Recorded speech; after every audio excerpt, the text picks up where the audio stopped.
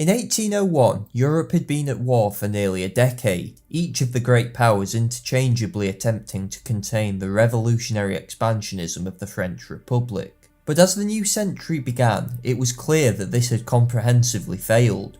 In 1799, a coup staged by rising General Napoleon Bonaparte had overthrown the unstable Directory and ended the coalition's hopes for an internal restoration of the Bourbon monarchy. Their fate was even worse on the battlefield. Two crushing French victories at Hohenlinden and Marengo had left the Austrian military position untenable. In 1801, they backed out of the conflict with a peace at Luneville. In doing so, they allowed the France of First Consul Bonaparte to isolate its last enemy, Great Britain. The British had been the most reluctant of the European powers to fight France over the revolution, but by this time they had become her most committed enemy. The French may have dominated the continent, but so long as they were at war with Britain, they were quarantined to Europe by the power of the Royal Navy. The result was a strategic stalemate that could potentially go on indefinitely. The reality was, however, that war was increasingly counterproductive for both nations. The British blockade had shattered French commerce and restricted its efforts to project power anywhere else in the world. Most pressingly of all, war got in the way of Bonaparte's plans to establish total control over his country.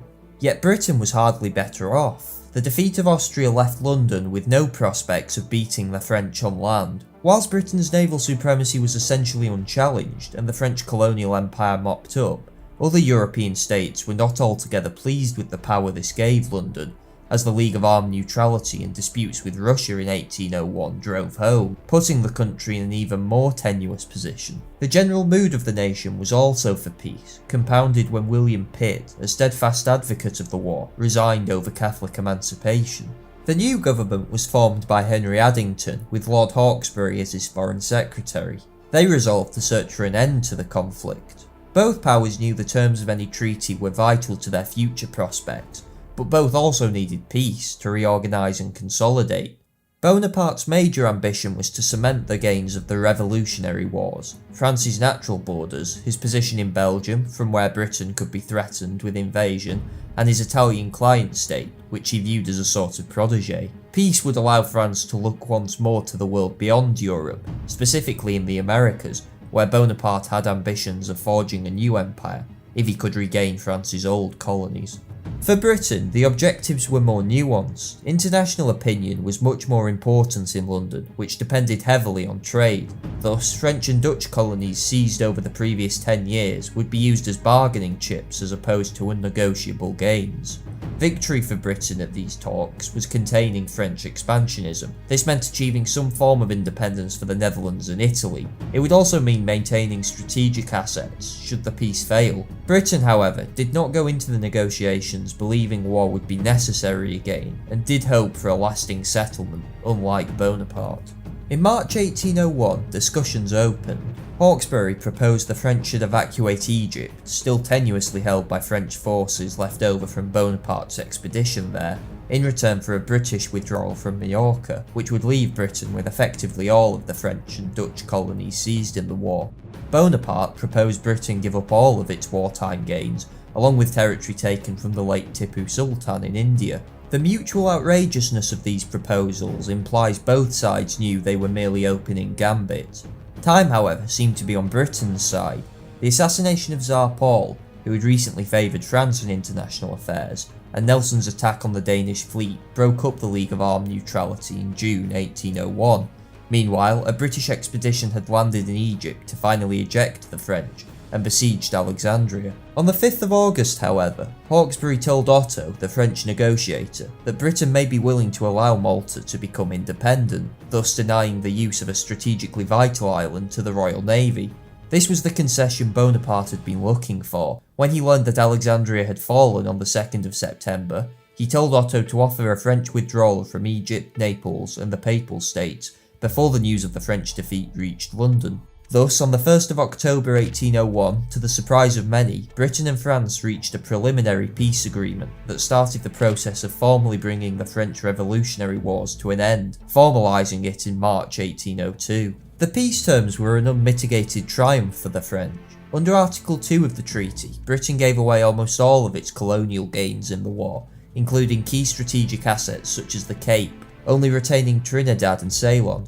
Article 4 stipulated that Malta was to be returned to the Knights of St. John, but it was hard to see what Britain had gained in return. France promised to have its troops evacuate the Netherlands, which might leave the country open to an independent policy, whilst Naples and the Papal States were also to be abandoned. Yet these meagre offerings paled in comparison to French gains. For France, it was a peace that established her as a continental hegemon in waiting.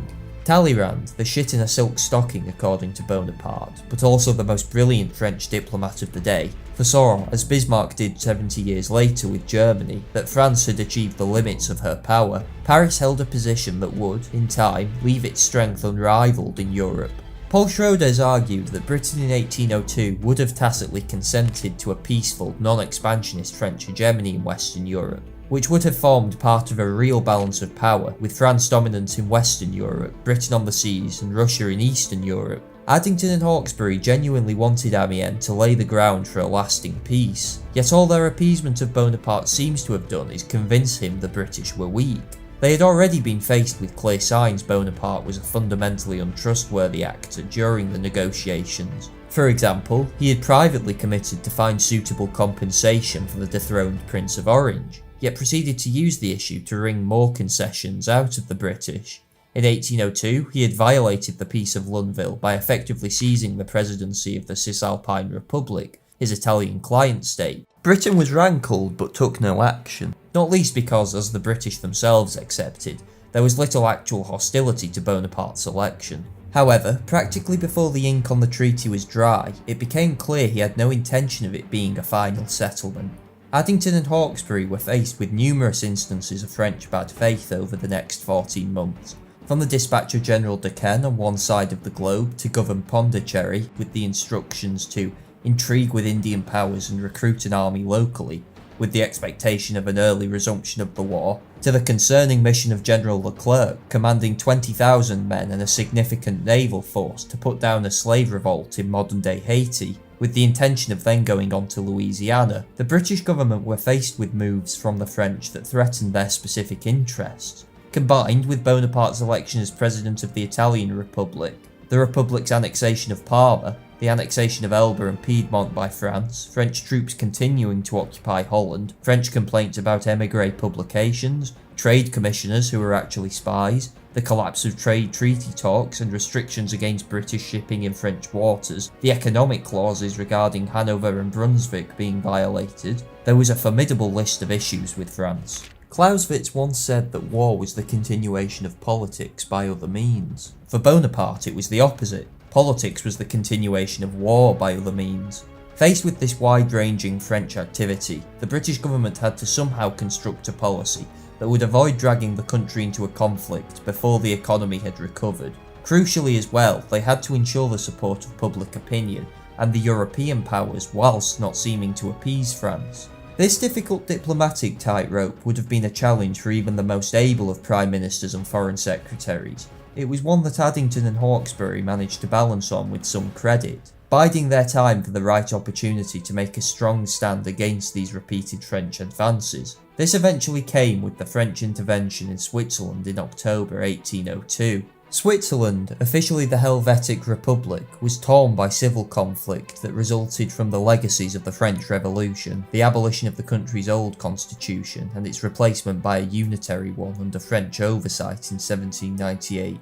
These tensions within the country eventually boiled over in September 1802. The first consul intervened with his act of mediation and the threat of 30,000 troops to enforce it should the rebels at the Diet of Schwyz not capitulate. A representative of the Diet was dispatched to Paris to plead with the French government to allow the Swiss to settle their own affairs. He also appealed to the ambassadors of the other powers to intervene and prevent Bonaparte following through with his threat.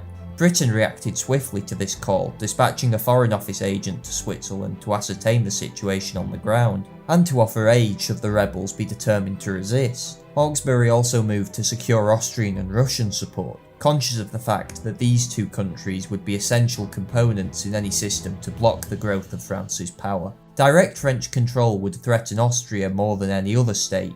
Furthermore, such a blatant and aggressive move could well push Russia into opposition to France. In the end, Russia shied away from provoking France with even a defensive alliance. This, along with a similar reaction from the Austrians, and coupled with the capitulation of the Swiss rebels, eventually brought to the end the prospect of erecting opposition to France. Nonetheless, there were genuine fears for the consequences of Bonaparte's actions on the international system, and very real concerns for their impact on the balance of power, the independence of Switzerland, and other non-great power nations. This is seen most clearly in a cabinet memorandum from the 6th of November 1802. It begins by stating that according to the law of nations, and according to the system of the balance of power, the foundation of all European policy, every independent state has a right to resist projects of encroachment and aggrandizement on the part of any other state. The international system at the time was characterized by a respect for treaties and the importance of upholding a universal set of rules that was the foundation of all European policy,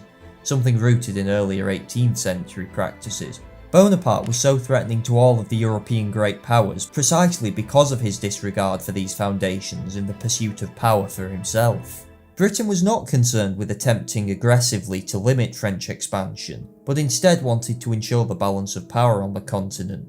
As Thomas Goldsmith argues, Hawkesbury and Addington did not see the smaller states as pawns to be used against France, but as crucial parts of an international system that guaranteed security for all, including France and the smaller states themselves. A necessary part of this was that the First Consul should not exploit the system to expand the power of France at the expense of these states, with threatening consequences to all. This is why Bonaparte's actions in Switzerland were so provocative. As one memorandum put it, is not the independence of Switzerland an object of the highest importance to the peace and security of other states? Has not France violated that independence in the grossest manner? British policy, far from being nakedly based on competitive power politics, was centred on a concern for the security of all states, and a belief that France was pursuing a policy contrary to all norms and damaging the interests of countries, large and small. In response to Bonaparte's refusal to withdraw from the Netherlands, and to his unilateral reorganisation of Switzerland and parts of Italy, Addington took the provocative step of ordering British forces to remain in Malta, in direct breach of the Treaty of Amiens, though much to the relief of the Maltese population. To the self-righteous French protests, Britain replied with a demand that France should evacuate the Netherlands and Switzerland in line with its treaty obligations. In Schroeder's view, Britain's demands would have effectively given their sanction to Napoleon's wider expansionism in Germany and Italy, and would not have compromised French political control of the Netherlands. Granger, too, believed that withdrawing his forces would have cost Bonaparte little or nothing. Instead, in a display of hypocrisy only Bonaparte was capable of, a storm of diplomatic protests were sent out. It was finally clear that there could be no peace with revolutionary France, and certainly not with Bonaparte. Britain in 1803 had no choice but to fight. The other option was to leave Europe to be subjected to the erratic whims of a revolutionary dictator. On the 18th of May, after the rejection of a British ultimatum demanding France abandon Switzerland, the Netherlands, and allow a continued occupation of Malta for 10 years, Britain declared war on France. Bonaparte had in 1802 established France as a victorious power, with the possibility of lasting peace. Instead, as would become a trend, his ambition got in the way of everything. It was this ambition that was to give Europe more than a decade of war, and was this ambition that was to destroy France's position in the world forever.